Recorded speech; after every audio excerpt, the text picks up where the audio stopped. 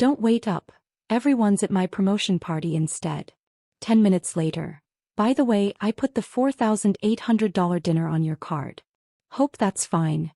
The messages stacked like plates I'd never serve. The hall was set for 60 name cards handwritten, candles lined in 2 neat rows like a promise I kept to myself because nobody else would. The AC hissed. Balloons drifted toward the rafters as if trying to leave too. Hi everyone, my name is Harlow Wynn. I'm 28, the designated reliable one. The girl who remembers birthdays, even my own. Tonight I learned I'm also the family wallet, the afterthought, the empty chair at my brother's celebration. That hurt in a way I didn't have words for yet, so I borrowed 2. Noted. I stared at their texts until the screen dulled from fingerprints, then set the phone face down beside a cake sized for people who didn't show. Buttercream roses slumped at the edges. Wax pooled like tear tracks around unlit wicks. A DJ playlist pulsed softly against the cinder block. Cheerful songs that sounded like lies in an empty room. I could have called. I could have begged. Instead, I poured sparkling water into one flute and listened to it fizz out. The betrayal didn't land all at once. It arrived in small sounds. The clink of unused forks, the squeak of a serving cart with no purpose, the echo in a room built for laughter I'd paid for. My brother's voice popped again on my lock screen. A photo of him on someone's shoulders, champagne mid-spray, captions cheering his self-made rise. Mom had left a heart reaction on his post. On my birthday. I lifted the knife, cut one perfect slice and plated it for myself. The sponge gave way with that soft sigh a good cake makes. I chewed, tasted sugar and something metallic behind my tongue. The flavor of humiliation maybe. Across the linens, my laptop glowed open to a timeline window. B-roll of the empty hall. The guest list spreadsheet. Screenshots. A neat stack of statements with my name in the corner.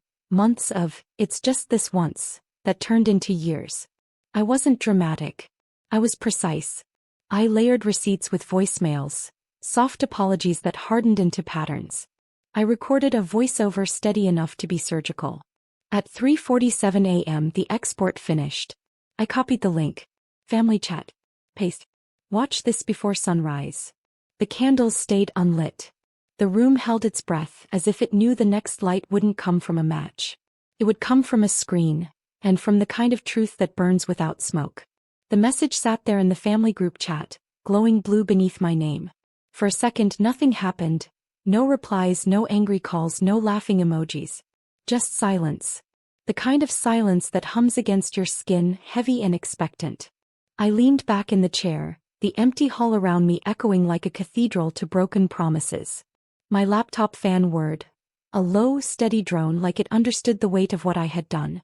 My thumb hovered over the phone screen, watching the 3 little dots appear and vanish, like someone on the other end was choking on words they didn't want to type. At 3:51 a.m., Dad finally broke.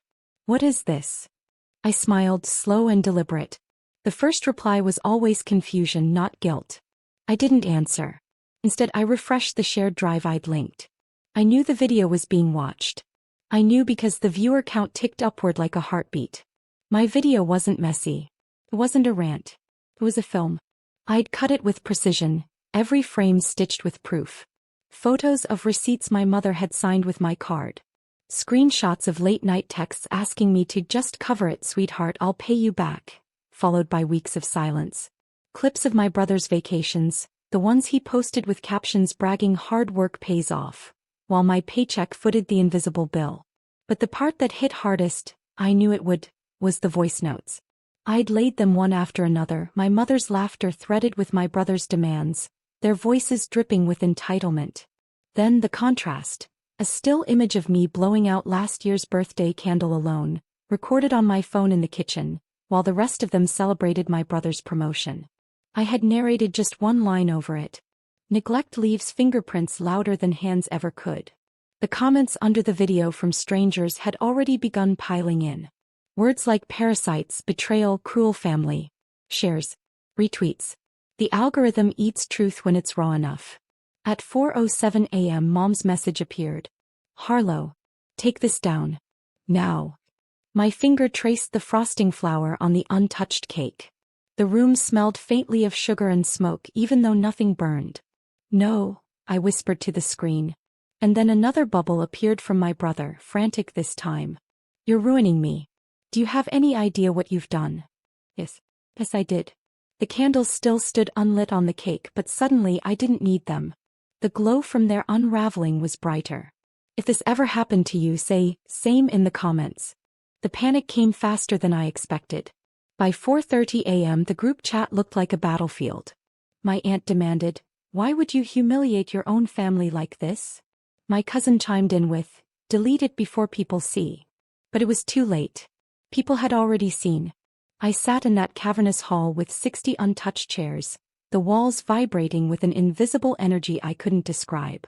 For once I wasn't the invisible one. They were. My truth made them tiny. The video wasn't just receipts. It was a mirror, one they had avoided for years. Clips of my bank app showing transactions from restaurants I'd never eaten at. Screenshots of flight confirmations to cities I'd never traveled to. Mom's casual messages like, "Oh honey, it was just easier to put it on your card." Each proof cut like glass, but I lined them up clean, neat, undeniable. By 5:02 a.m. my brother tried again. "You don't understand. This ruins my promotion. People at work are watching. They'll think I'm a fraud." I typed back slowly, "They won't have to think." That silence that followed, it was thick like storm air before lightning cracks. I closed my laptop, letting their panic echo without me. I went to the balcony, the early morning cold wrapping around my shoulders. The city slept, unaware a family was burning from the inside out. I thought about birthdays past, the candles blown out in silence, the gifts that never came, the way my name always seemed like an afterthought in their mouths. For years I swallowed it, told myself I was strong enough. But strength doesn't mean silence. The cake sat lonely inside, but I wasn't lonely anymore. My story was out there, my voice amplified through 1,000 strangers pressing share. When the sun finally crept up, painting the horizon in bruised pink and gold, I realized something. They'd stolen my birthdays, my money, my place in the family, but they'd never steal my story again. And stories once freed don't go back in the dark. By sunrise, their frantic messages shifted tone. Guilt was too late, so they tried control. "Mom, you're being dramatic. Family handles these things privately." "Dad, you could have just asked for the money back." "Brother, delete it. I'll make it right, I swear." I read each one with the same calm I used when slicing that cake. Slow, deliberate, unshakable. They didn't realize yet, the video wasn't just out there. It was multiplying. My inbox flooded with strangers saying same, with screenshots of them forwarding it to friends. The algorithm doesn't sleep. Neither did I. At 7 a.m. I stepped into my apartment, the empty cake box tucked under my arm like a relic. My phone buzzed nonstop. Reporters. Former coworkers. People who had been used the same way, now reaching out to me like survivors finding each other in rubble. By mid-morning my brother called. His voice cracked through the speaker. "Do you hate me that much? To ruin everything I've built?" I let the silence drag because silence teaches. Then I answered steady, "Everything you built was on me." He cursed under his breath, muttering something about HR, about losing his bonus, about people in his office whispering. Every word sounded like justice arranging itself. Later Mom arrived at my door. She didn't knock. She just stood in the hallway, hair messy, eyes red.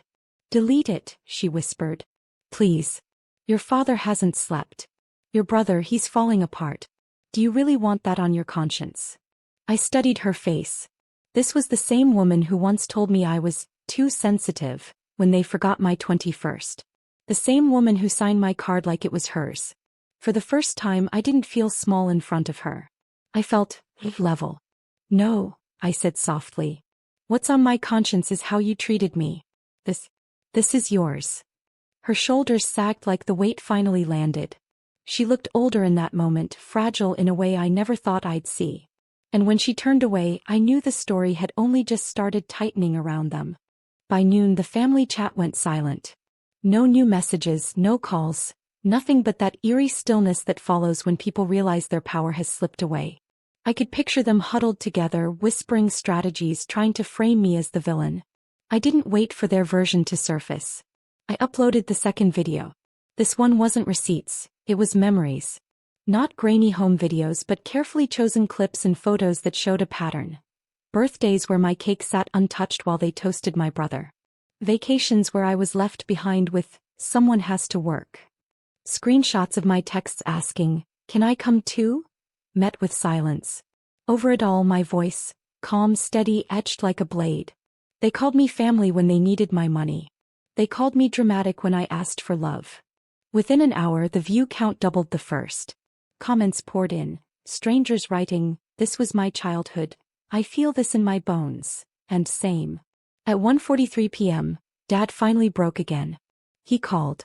His voice, usually booming with control, was thin. Harlow, you're destroying us. People at church are talking. Our friends. Friends. I cut in. The ones who laughed at your son's promotion toast while I blew out candles alone? He didn't answer. He didn't have to. By 3 p.m. my brother's face appeared across gossip blogs, co-workers tagging each other, debating the truth. They dissected my video frame by frame, and no matter how much he tried to deny it, the evidence was airtight. That evening, as the sky dimmed violet, I lit the candles on the leftover cake. Alone again, yes, but not invisible. Each flame felt like a witness, flickering approval across the quiet room. I whispered to myself, they took my birthdays. I gave them their reckoning. And as the wax dripped, my phone buzzed one last time. A message from Mom. You've made your point. What do you want from us? I stared at the screen, the flames reflecting in my eyes. For the first time I realized the answer wasn't money. It was something far heavier. I let her question hang on the screen. What do you want from us? It wasn't an apology. It wasn't even remorse. It was negotiation. The language of people who had never truly seen me. I typed nothing back. Instead I opened my laptop once more. The first video was receipts and the second was memory, then the third had to be truth so sharp it left scars. This one began with my voice. Calm, low, the kind of tone a person only finds when they're done begging. Over it, I layered footage of the banquet hall from last night. 60 empty chairs, a cake untouched, balloons sagging in silence. Then I spliced in the texts. My brother's mocking, don't wait up. Mom's casual theft of my card. The contrast was brutal. Narration. They said I was family. Yet I was left alone on the night I was born into their lives. Again and again they chose him. Again and again they emptied me out. But I kept giving, thinking one day it would mean I belonged. The upload bar filled slowly as if savoring the moment. By 7 p.m. the video was live. This time it caught fire instantly. Not just comments but hashtags, duets, strangers telling their own stories of betrayal. My pain became a mirror and thousands of reflections shouted back with me. At 7:42 p.m. my brother called again. His voice cracked with desperation. You don't get it, Harlow. They're talking about firing me. Sponsors are pulling out. You'll ruin me. I cut him off. You ruined yourself the moment you decided my worth was a wallet and not a sister. Silence. I heard him swallow hard, then the line went dead. By nightfall Dad sent a single text. You've made your point. Enough. But I wasn't finished. Because this wasn't about points. This was about years of candles blown out in shadows, of dinners I paid for but never attended, of being told family meant sacrifice while they fed on mine. And the world deserved to see every last piece of it. By morning my phone was a storm. News outlets requested interviews, podcasts wanted me to speak, strangers wrote paragraphs thanking me for saying what they never could. My story had slipped beyond the walls of my family and into the bloodstream of the internet. And my family? They went silent. Not the silence of strategy this time, but the silence of collapse. Their group chat notifications blinked unread on my screen. I didn't open them. I didn't need to. Instead I prepared the fourth and final upload. Not anger, not vengeance, just closure. I filmed myself sitting at the banquet table from my birthday, the 60 chairs still pushed back like ghosts. I wore no makeup, no theatrics. Just me. A slice of cake in front of me, candles burning down to stubs. I spoke directly to the camera. For years I thought if I worked harder, gave more, stayed quiet, they'd finally choose me. But I was never chosen. I was used. And this year, on the night they abandoned me, I chose myself. Then without ceremony I blew out the candles. Fade to black. I scheduled it to post at 8 a.m. sharp. At 8:06 the calls began. Mom again, her voice frayed. Harlow, please. People are showing up at church with printouts of your videos. We can't breathe. Your brother, he's been suspended. Your father can't go to work without whispers. I closed my eyes, letting her desperation coat the air. It was the sound I used to make silently, blowing out candles alone. You wanted to know what I want, I said softly. I want you to feel what I felt. And now you do. She tried again, pleading, crying, but her words no longer landed. They floated, weightless, like balloons against the ceiling. By 9 a.m. the final video's view count soared past everything else. The comments were a chorus of same. I didn't reply to her. I didn't delete anything. Because silence, their silence, was finally speaking louder than my words ever had. By nightfall the storm had reached its peak. My brother's promotion was officially revoked.